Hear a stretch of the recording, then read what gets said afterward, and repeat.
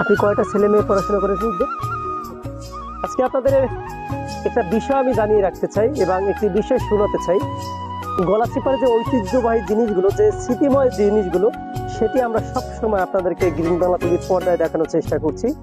তেমনি তেমনি কিছুদিন আগে আমরা গলাচিপার সেই ঐতিহ্যবাহী লিপি টকিজ সিনেমা হলটি দেখিয়েছিলাম, যে 90 সেই 80 দশকে হলটি তৈরি হয়েছিল। তারপরে হলটি কিন্তু আস্তে আস্তে বন্ধ হয়ে গেছে।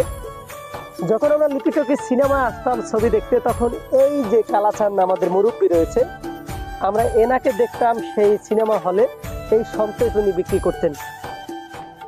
এই কালাচান কিন্তু আজকে 45 বছর পর্যন্ত ইনি এই সন্তেশ বিক্রি করে আসছেন এবং এই সন্তেশ বিক্রি করে কিন্তু ওনার ছেলে মেয়ে, কিন্তু 2-3টা ছেলে মেয়ে কিন্তু উনি পড়াশোনা করিয়েছেন। আজকে আমরা একটু তার সাথে কথা বলবো এবং আপনাদের সেই লিপি টকিজ সিনেমা হলে যিনি আপনাদেরকে এই সন্তেশ খাওয়াতেন, আমরা একটু তার সাথে কথা বলবো।